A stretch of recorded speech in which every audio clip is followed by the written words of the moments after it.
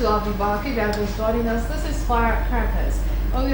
We are about to talk about the accumulating debt that Nigeria is incurring and fears for some quarters of the country of China's domination. So I'm going to start with Dr. Hiyemi Obodele. Now, do you feel like the fear that some section of the society is having that China might take over some of our assets because of the huge amount of money that we have borrowed from them? Do you think that reasoning is reasonable? You see, when it comes to loan or facilities taken by one country or the other, or taken from IMF or World Bank, you see, Nigeria is not an exception. You see, all countries of this world, they do take loan or facilities from international bodies, World Bank, IMF, and the rest. No country is a saint when it comes to that, except one or two. And I read it, I said, it's only one or two countries. So taking loan is not new to administration and governance. Let us be sincere with ourselves. There is no organization in this country, no businessman in this country that is loan-free. I handle several cases when it comes to debt recovery. And from that angle, I had the experience that if you want your business to survive, you need to involve loan or facilities in order to meet up. So what Nigeria is doing is not, I can say it's not out of place, but we must be careful. Carefulness in the sense that the amount we take, we should be able to justify it, utilize it for the purpose it is being taken for, and then ability to redeem it, to repay, to return it to the body whereby such loan is taken. But to say that taking loan will make the other country to take over the governance of Nigeria, with all due respect, that cannot happen. It cannot happen. You see, when it comes to international relations and international law, there are conventions, there are rules and regulations, there are treaties that bind such relationship. So such relationship is not a relationship between A and B, it's at international level. So before those treaties could be breached that would warrant such a thing, a lot would have happened. Now you give me loan, you give me facility. It is contractual. Let's be sincere. Nothing criminal about it. So if you want your money, there are procedures for you to recoup your money, not to come and enslave me.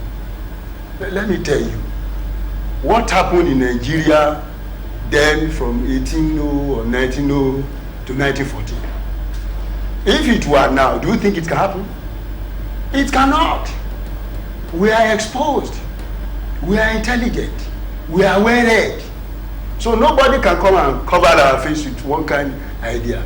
The relationship between Nigeria and some other countries that warranted the idea of financing some projects and sponsoring projects is based on treaties and conventions. So it's based on agreement.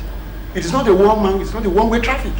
So it has to be looked at from point A to point B and come back to the point C with a view to look at what the agreement says. So if the agreement says I give you loan for a period of 25 years to be recouped within that period of years, and I'm to be paying maybe one kobo every year, and the total amount is 25 kobo, and every year maybe I have returned like 10 kobo, then I'm left with 15 kobo, now which I'm unable to return.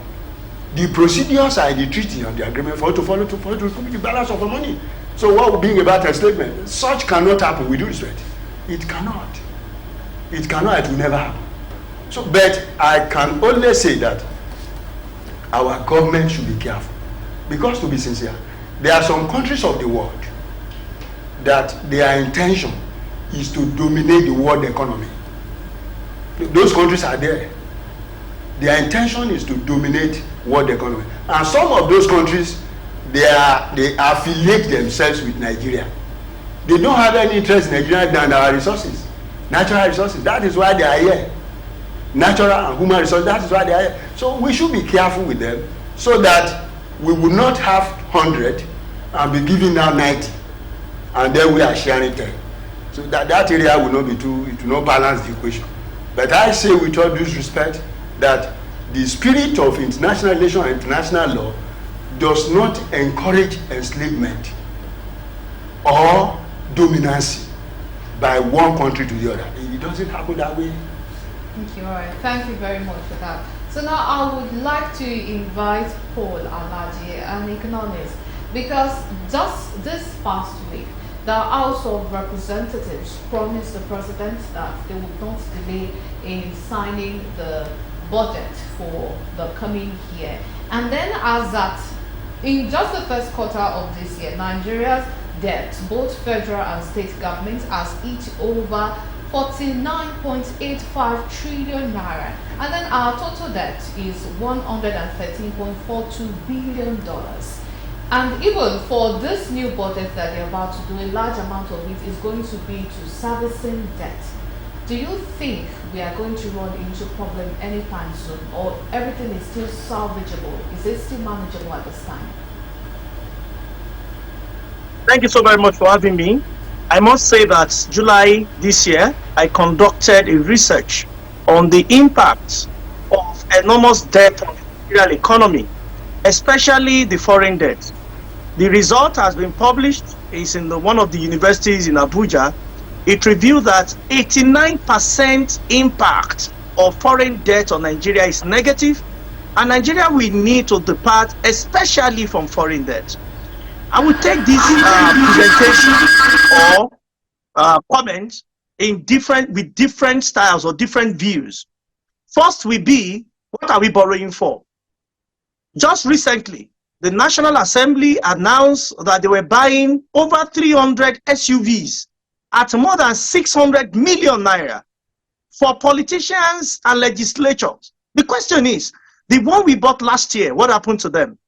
The one we bought 2 years ago, what happens to them? The one we bought a number of years ago, what happened to them? When you borrow to buy vehicles for your legislature, not 1, not 10, not 100, over 300 of them, and you borrow money at certain exchange rate, for instance, as at the time the last one was bought, exchange rate was about 400 at official window. Overnight, just on Friday, it grew to 800 naira. Now, this is what most people don't understand. When you borrow money from an international community, it is not just the interest you are paying, the suppression of exchange rate and devaluation. You've heard our president talk about unification of currency. What many people did not know is that Naira is susceptible to devaluation. How do you unify a not supplying enough? That is, the supply side of the ability of the country's productivity is challenged. How do you therefore unify such currency?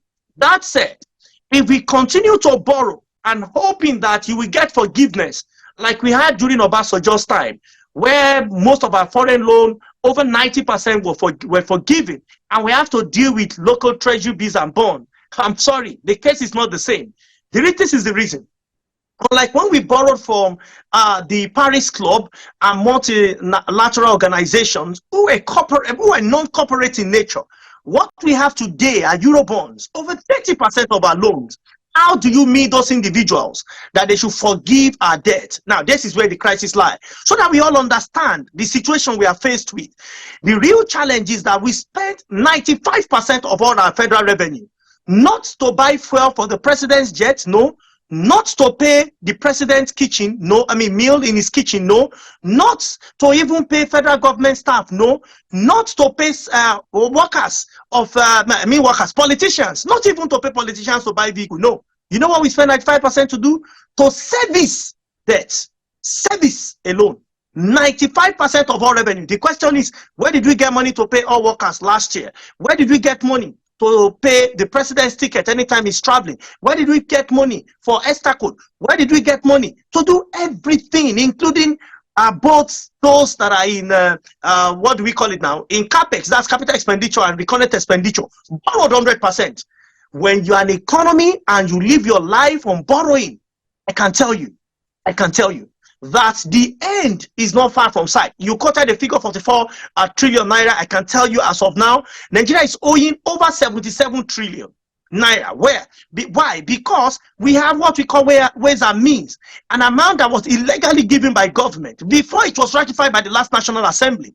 At the wake, at the way of their departure, because it became a catastrophe of some sort, without sorting the right procedure before such money was released to the federal government of Nigeria. Now, I don't know, but you see, the law is the law, and the procedure, the processes must be followed. Here is it. We have heard that Nigeria had signed with China, especially, a sovereign guarantee that if we don't pay, China will have rights over the rail track in Nigeria. The question is, the track is within Nigeria. China will take over. Nigeria will not be the first country. There is a country, China took over their port. Let it not be missing, or let it be clear to all of us.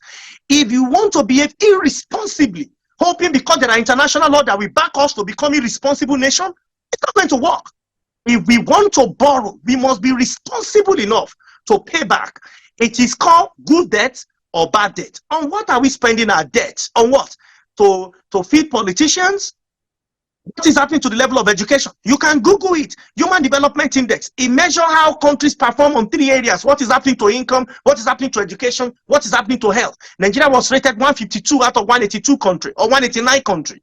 Is that the position we want to be? On what are we spending our borrowing? All that we generated is using to service there. And we said, don't worry, when fire is burning, we are going to quench it anyway. We're going to look for fuel, whether it is petrol or diesel or gas. We pour more, and we are hoping that someday something we put out the fire is a sign of insanity.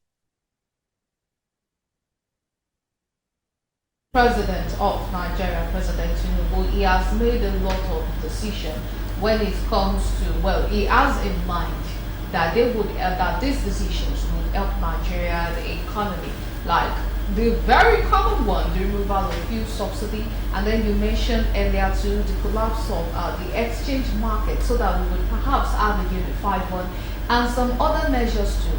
Do you think that the result of these measures, taken in good faith to help Nigeria's economy, do you feel like they would work in the long run, or is it just shooting ourselves in the neck?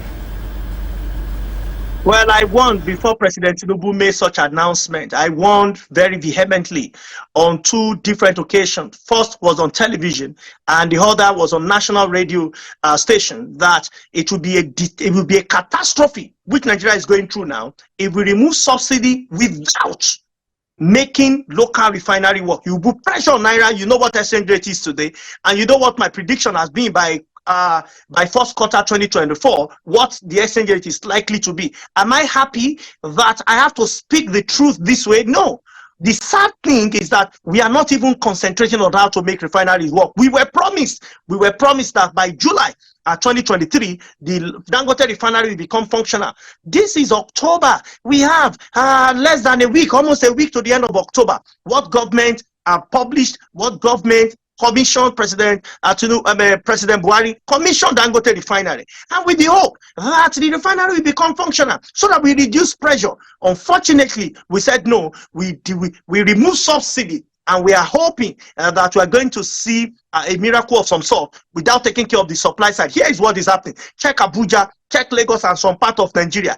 Fuel resurfaced. Even when people that were buying fuel as at April 2023, 189 naira to a liter, now they are buying over 600 naira to a liter. Where do you think it will go? Because you want to use one hand to clap. It does not work in economics. You must take care of both the demand and the supply. Unfortunately, our attention is all on the demand side. How do we make people pay more? If you don't produce and you want to consume, this is what you are doing to your economy. One, you weaken your foreign reserve, and it passes your FX, that's your exchange rate. We also be badly affected Two, you are taking job away. Each time we import from India, we are telling Modi, the leader of India, that don't worry, we don't need to create job for Nigeria. We'll be creating job in India. We are telling Jinping of China, we don't need jobs in Nigeria. Once we continue to import from you, we want your population to continue to get jobs. When we import from the US, we're telling the president of the United States, Nigeria don't need job. We will keep job in your country. Just give us finished goods, we will consume, deplete our foreign reserve. And so we have the commodity to consume. Two, we have the foreign reserve will be depleted. Exchange rate will go weaker. Why are we crying when the voice of reason and voice of wisdom have put it plain to us that if you devalue your currency in the word of the president, unification, the question will be, will the value go up or down? And today, I think we have all seen where exchange rates are both official and parallel market, that because we are not exporting. See, confidence is everything. Let me ask you as a presenter of this program, if I give you $1,000, you have two options, $1,000 and 1 million naira. Which one would you choose? You can also ask the lawyer in the studio, will he take 1,000 naira or the almighty 1 million naira? I tell you, you will go for $1,000. Why? Because of confidence. Confidence is everything. You are in this studio and believe the world is hearing you because there is a technology that is transmitting at the same time. I'm far away, miles, thousands of miles away from you, but people can view me, they can hear me because we have confidence in the technology. Imagine something happens to the network, then we can't hear each other again, or we can't view one another again because of confidence. So two things you cannot separate from every economy. The first is confidence. The second is productivity. When you measure national gross GDP, which is gross domestic product of nation, it's some productivity capacity of a nation. So when we are having 2% growth rate or 3% growth rate, and you are hoping that the value of the currency will suddenly improve, we check, what have you exported? You export crude. Instead of us to now get the revenue we got from crude to make it have an influence in our country, we said, no, we don't want to refine. We want some people in Niger Delta to steal significant part of our crude. And once in a while, we will recruit locals or vigilantes to protect the pipeline when we have a solid military. The dreaded military that was in the 80s and in the 90s, they were the most respected in Africa. Today, can we still say the same? I'll continue to pray for Nigerian military so that the glory they used to have, they will have it again. What happens to hundreds, hundreds of thousands of food that is stolen per day?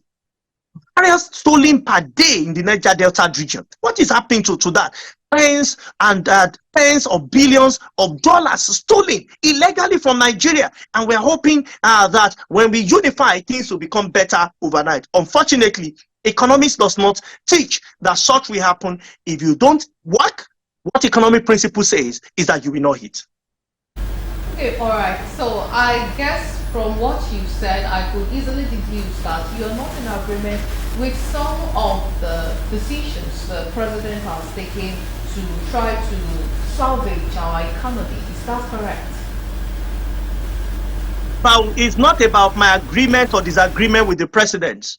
Economics is a function of numbers. When the president came, what was inflation?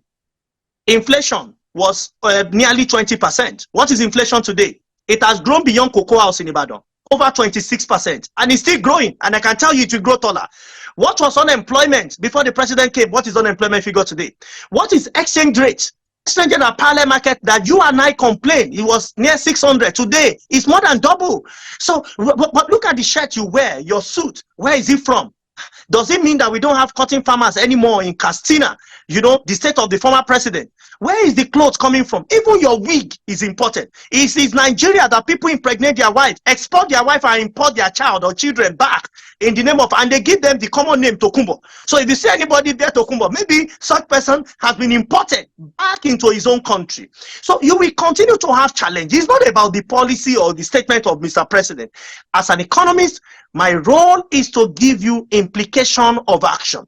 If you want to take the right decision, there are also options that are available. I'm only afraid that these quality options are getting off the table because of the kind of decisions we are making or we have made in the past. Okay, all right. We really appreciate your views on the show. So let me direct this question to Dr. Omodele. You know, the president has tried to take a lot of decisions when it comes to salvaging the economy. But do you feel like the reason we are not reaping so much of this numerous decision that the president has taken is because perhaps some people are trying to sabotage so that they might be able to reap more from this decision? What do you think about that? You see, in governance, when you desire to get to an office, you would have had a projection of what is to be done when you get there. Now, when you get to that office, you now miss certain things. You may be baffled. I think that is not an exemption to what is happening in Nigeria.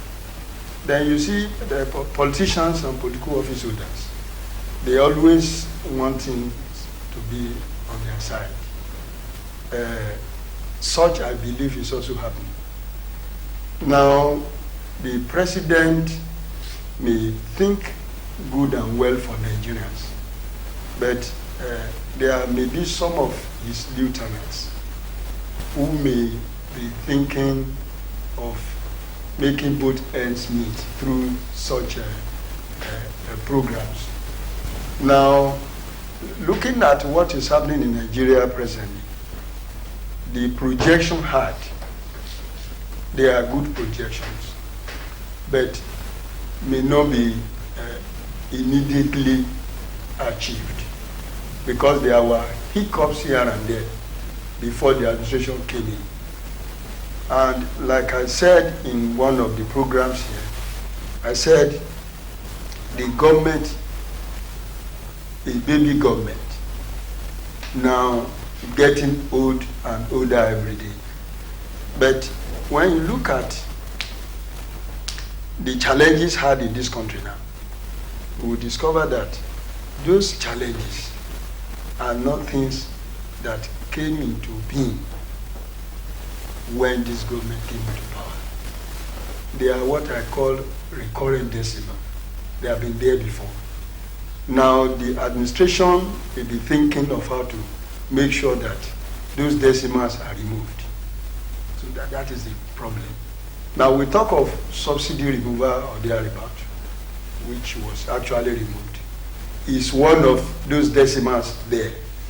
So now, and to be sincere with ourselves,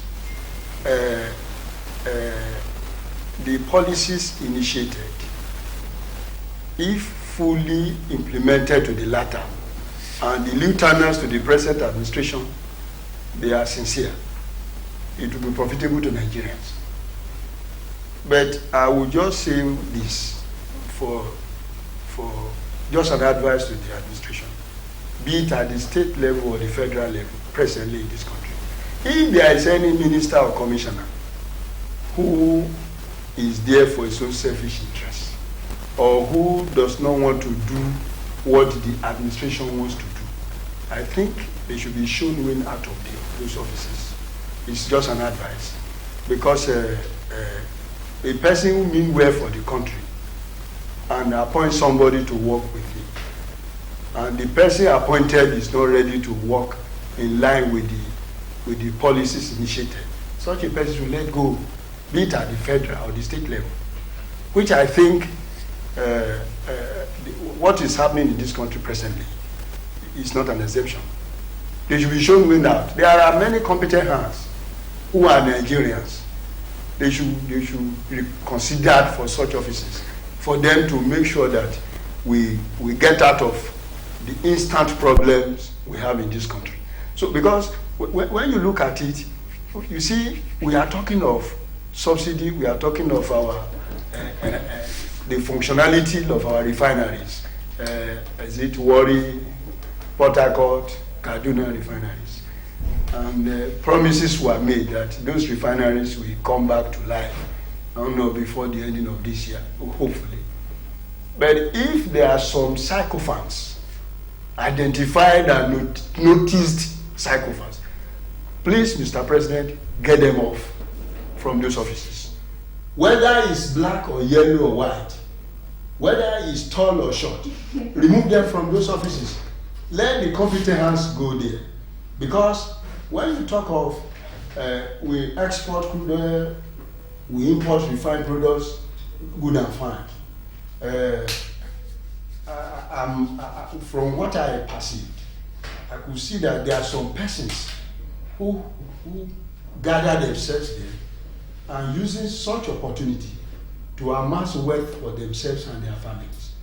Mr. President, with due respect, set up a committee. Let them investigate what is happening in NNPC. Let them investigate what is happening about our refineries. Those identified to have been involved in making sure that lives are not peaceful and smooth for Nigerians, remove those persons. Put persons that can do the job better. Put them there.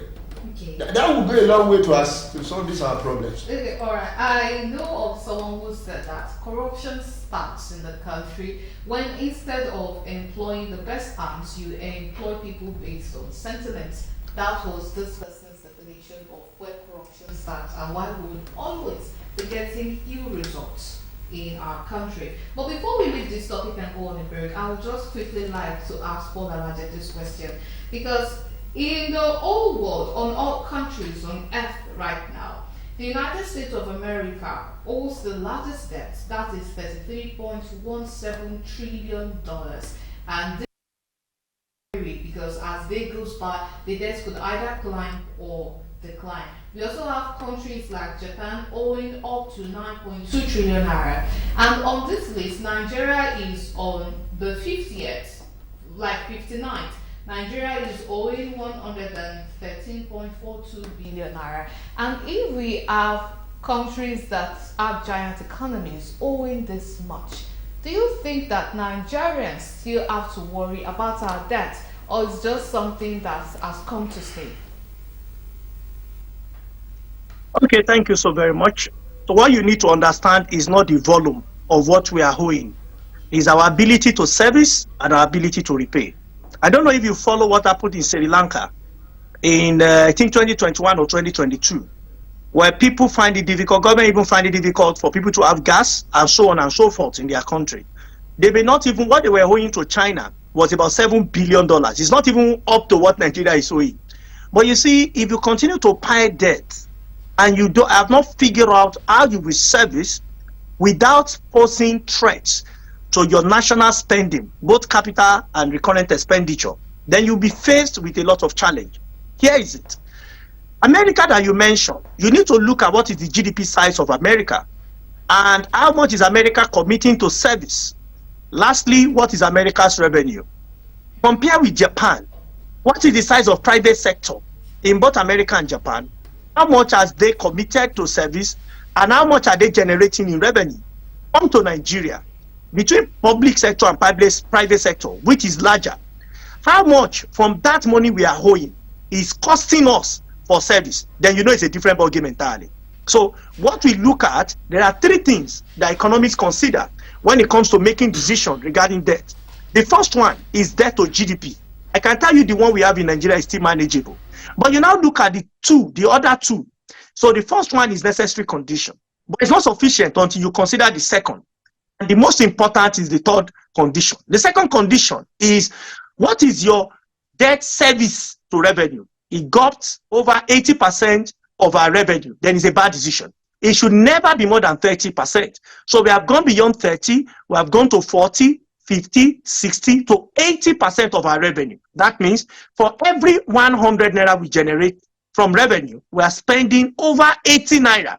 We are going to use 20 naira to finance recurrent, to finance capital, to do everything. You know it's not realistic. That is the crisis we are talking about. The third one is, what is the rate of growth versus what is the rate of economic growth? That is growth of debt. In the last 10 years, our debt collection has grown by over 25%, but our economy has only grown by over 2%. That means as we are pouring the money in the economy in terms of debt, it's actually not impacting.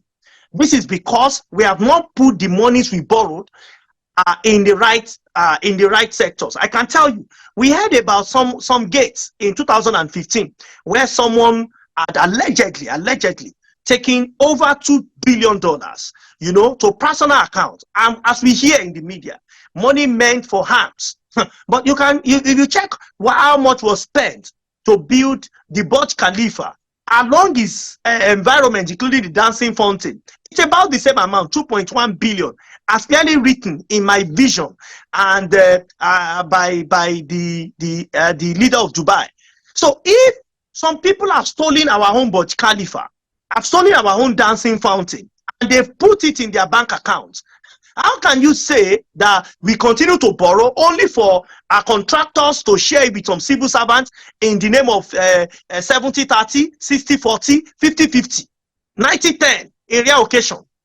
How are you going to see development that way? So the path to development is transparency. The path to development is when we know that we are ready for development to happen in our economy and in our nation. If we don't, I'm sorry. The story we had 10 years ago is not so different from what we have, the level of development of Nigeria. And unfortunately, countries like, what do we call it now? Countries, you know, around the world are leaving Nigeria behind. Even countries that we grew far above in eastern part of Asia, they continue to grow because they now realize that the world is not waiting. The way the world is rolling is the way development is rolling. And any country that has not positioned herself to attract investment, for instance, our president have gone different parts of the world with good intention. You know, he has gone to India, he has gone to United Arab Emirates, he has gone to different parts. So who investor to come to Nigeria?